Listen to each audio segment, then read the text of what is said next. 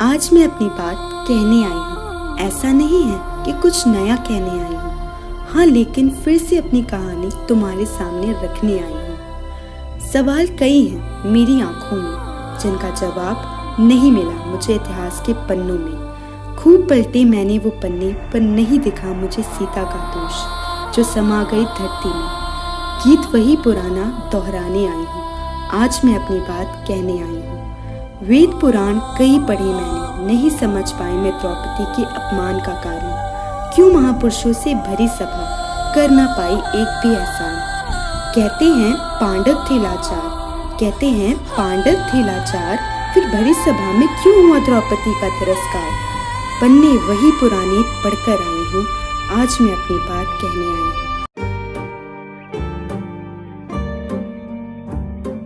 कारी कारी रहना सारी सांधेरे क्यों लाई, क्यों लाई। रोशनी के पाँव में ये बेड़ियां सी क्यों आई, क्यों आई। उजियारे कैसे अंगारे जैसे, छाँव छैली धूप मैली क्यों है री।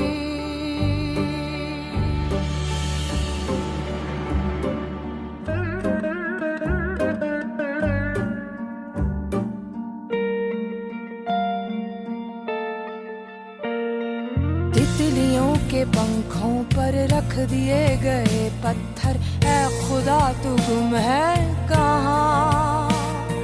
रेशमी लिबासों को चीरते हैं कुछ खंजर, है खुदा तू गुम है कहाँ। क्या रीत जल पड़ी है, क्या आग जल पड़ी है, क्यों चीखता है सुरमई धुआं। क्या रीत जल पड़ी है, क्या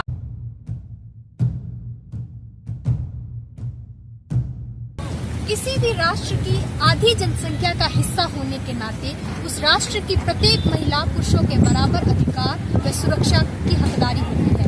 यदि कोई राष्ट्र अपनी महिलाओं की सुरक्षा में असमर्थ है तो वो राष्ट्र कभी भी तरक्की प्राप्त नहीं कर सकता। आज 21वीं सदी में दुनिया में तकनीक और महिलाओं के विरुद्ध अपराध साथ साथ चल रहे हैं। महिलाओं के खिलाफ अपराध अलग अलग प्रकार के होते हैं तथा स्थान भी अलग अलग होते हैं। कभी दफ्तर, कभी सार्वजनिक स्थान, तो कभी अपना ही घर। अगर हम 2018 साल में हुए घटनाक्रम को ध्यानपूर्वक देखें तो दुनिया भर की महिलाओं ने इस बात की ओर ध्यान खींचा है कि आधी जनसंख्या का हिस्सा होने के नाते वे भी सम्मान और गरिमापूर्ण जीवन का अधिकार रखती हैं। We are living in 21st century where every way of human life is modernized except the so-called mindset of the people. In 2017, Harvey Weinstein has been convicted of harassing 50 plus women. Among these 50 plus women, 45% are from the America. Hence, we can say that the so-called superpower United States of America has not been able to provide safe environment to the women of the country. हाल ही में शुरू हुए #MeToo अभियान ने दुनिया को ये सोचने पर मजबूर कर दिया कि कब तक हमारा समाज शराफत का नकाब ओढ़कर महिलाओं का उत्पीड़न करता रहेगा। #MeToo आंदोलन की असल शुरुआत 2006 में हुई, लेकिन ये प्रचलन में 2017 में आया, जब अमेरिकी अभिनेत्री एलिसा ने यौन हमले और यौन उत्पीड़न के खिलाफ ध्यान आकर्षित करने के लिए #MeToo का इस्तेमाल किया। 2018 में नोबेल पुरस्कार विजेता नादिया मुराद की कहानी भी ये बताती है कि धर्म, आतंकवाद और युद्ध ये सभी महिला जीवन को बुरी तरह प्रभावित करते हैं। 2014 में नादिया का अपहरण ISIS के लड़ाकों ने कर लिया था। उस समय नादिया मुराद 21 वर्ष की थी और ISIS के लड़ाकों ने उन्हें एक सेक्स गुलाम बनाया था। किसी तरह वहां से बच निकलने में कामयाब रही और इस समय पूरी दुनिया में महिलाओं को यौन हिंसा के खिलाफ जागरूक करने का कार्य कर रही हैं। ऐसी न जाने कितनी कहानियां हैं जो दुनिया में महिला सुरक्षा के लिए सवाल या निशान खड़ा करती हैं। भारत अपने इतिहास और प्राचीन परंपराओं के लिए प्रचलित है।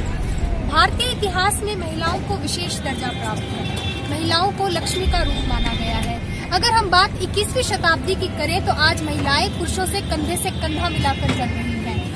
वो हर काम कर रही हैं जो कभी महिलाओं के लिए असंभव समझा गया था। लेकिन अगर हम आज के दिनों में ध्यान दें तो भारत में महिलाओं के प्रति अपराधों में वृद्धि हुई है। थॉमसन रॉयटर्स फाउंडेशन ने महिलाओं के मुद्दे पर 550 विशेषज्ञों का सर्वेक्षण किया। अफगानिस्तान और सीरिया को दूसरे और तीसरे पायदान पर रखा गया और आश्चर्यजनक रूप में इस सर्वेक्षण में भारत को प्रथम स्थान पर रखा गया। विशेषज्ञों के सर्वेक्षण के अनुसार यौन हिंसा के उच्च जोखिम और दास श्रम में मजबूर होने के कारण भारत महिलाओं के लिए दुनिया का सबसे खतरनाक देश है। हालांकि इस सर्वेक्षण के आंकड़ों पर कई सवाल और निशान लगाए गए हैं, परंतु एक बात सत्य है कि भारत में महिलाओं की सुरक्षा की स्थिति वाकई शोचनीय है। दावे सभी करते हैं, लेकिन भारत में कोई भी सरकार महिला सुरक्षा की गारंटी नहीं दे पाई है। देश में वल्नरेबिलिटी इंडेक्स के अनुसार भारत में महिलाओं के लिए सबसे सुरक्षित स्थान गोवा है। इसके बाद केरल, मिजोरम, सिक्किम और मणिपुर में महिलाओं की सुरक्षा की अच्छी व्यवस्था है। सबसे असुरक्षित राज्यों में बिहार, झारखंड, उत्तर प्रदेश के नाम हैं। इस मामले में राजधानी दिल्ली की स्थिति सबसे खराब है। The rape capital. Yes, I'm talking about the Indian capital, Delhi, which has been regarded as the fourth most dangerous and unsafe city for the women in the world. 16 December 2012 has a drastic impact on the people of India. Since then, if we see, there is no major change at the world level and even at the national level. So what we need now is a mental revolution. हमारे लिए बहुत शर्म की बात है कि देश की राजधानी दिल्ली आज पूरे विश्व में rape capital of the world के नाम से बदनाम है। दिल्ली महिला आयोग की अध्यक्ष हो, दिल्ली की कोई भी महिला हो, इस दिल्ली में, इस देश में कोई भी महिला बच्ची अपने आप को सुरक्षित महसूस नहीं करती। दिल्ली में भी लड़कियां सेफ नहीं है। हाँ, गवर्नमेंट बहुत सारे रूल्स रेगुलेशंस मतलब लागू कर रही है, बट फॉलो कोई करता नहीं है उसको। अभी भी मतलब बोल सकते काफी हद तक लड़कियां सेफ नहीं है दिल्ली में। पिछले कुछ सालों में दिल्ली के अंदर महिलाओं के प्रति बढ़ते अपराध ने सारी हदें पार कर दी हैं। अगर आंकड़ों पर भरोसा किया जाए तो इससे यही पता चलता है कि एक साल में अमूमन हर 3 में से 2 महिलाएं यौन उत्पीड़न का शिकार होती हैं। यही मुख्य कारण है जिस वजह से महिलाएं पुलिस में अपना भरोसा खोती जा रही हैं। आज से अब से आन मेरी, मैं तुमको ना छूने दूंगी। जान को चाहे छलनी कर दो, मान को ना छूने दूंगी।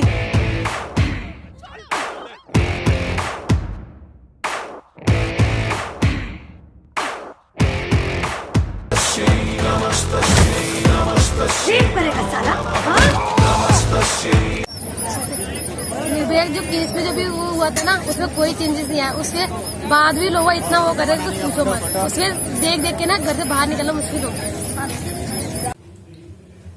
आज 20 दिसंबर है। अभी 4 दिन पहले ही निर्भया के इंसिडेंट की 6ठी बरसी हुई थी। उस दिन भी एक 3 साल की बच्ची के साथ दिल्ली में बलात्कार करा गया। पूरी रात वो लड़की तड़पती रही, खून में उसका खून बहना बंद नहीं हुआ। ऑपरेशन थिएटर में पूरी रात वो थी, जिंदगी और मौत से लड़ाई लड़ती रही। मैं वहीं पे ऑपरेशन थिएटर के बाहर बैठी थी। 6 साल हो गए, लेकिन मुझे नहीं लगता दिल्ली में कुछ भी बदला है, देश में कुछ भी बदला है। मेरे हिसाब से तो अनसेफ है, क्योंकि यहाँ पे दिल्ली में 12-13 साल की लड़कियों को कुछ ज्यादा ही, जैसे कि चलते फिरते भी डर लगता है कि यहाँ से निकालते हैं हम, तो डर लगता है कि बच्चों को कुछ हो ना जाए।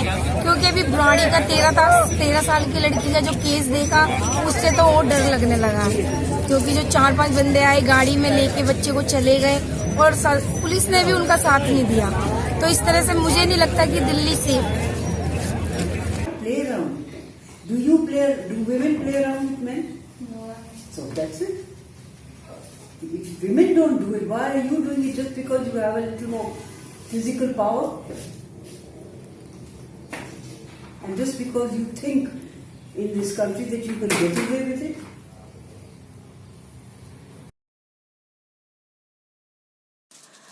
दिल्ली सरकार के महिला एवं बाल विकास विभाग के करवाए गए सर्वेक्षण के अनुसार 100 में से 80 महिलाएं अपनी सुरक्षा को लेकर चिंतित हैं। एक गैर सरकारी संस्था द्वारा किए गए सर्वेक्षण में ये पाया गया कि इन बढ़ते अपराधों के पीछे मुख्य कारण था काम करने वाली जगह में आपसी सहयोग की कमी, ना के बराबर पुलिस सेवा, खुलेआम शराब का सेवन, नशे की लत एवं शौचालयों की कमी।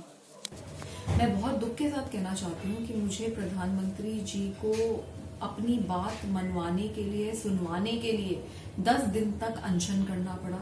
तब जाके प्रधानमंत्री जी ने मेरी बात मानी और इस देश में ये कानून आया कि हर हाल में छोटे बच्चों के बलात्कारियों को 6 महीने के अंदर अंदर फांसी की सजा दी जाएगी। लेकिन अभी भी कानून तो आ गया, लेकिन उसका इम्प्लीमेंटेशन नहीं हो रहा।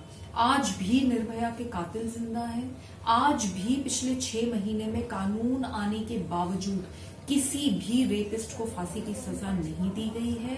और आज भी, जबकि प्रधानमंत्री जी ने, जब मैं अनशन कर रही थी आमरण, तब मुझे ये आश्वासन दिया था कि हर हाल में 3 महीने के अंदर अंदर फास्ट ट्रैक कोर्ट्स बनाए जाएंगे, पुलिस के रिसोर्सेज बढ़ाए जाएंगे, पुलिस की जवाबदेही तय की जाएगी पूरे देश में।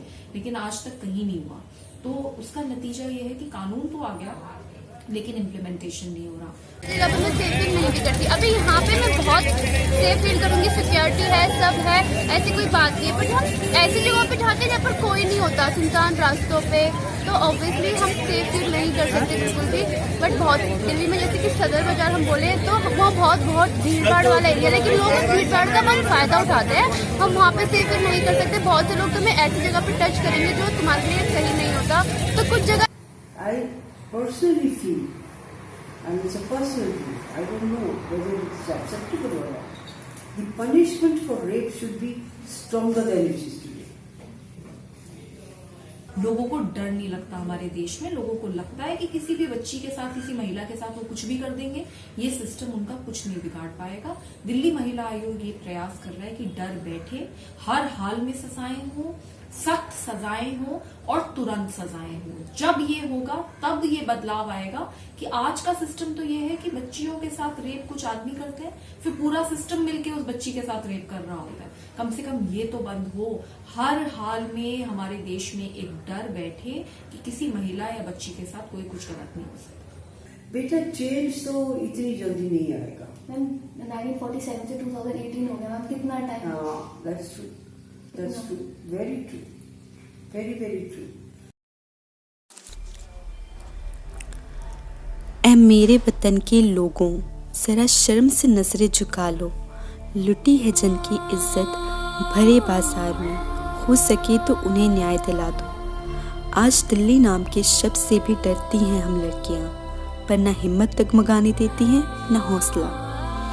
बेटी पढ़ाओ बेटी बचाओ के नारे लगाती है ये दुनिया।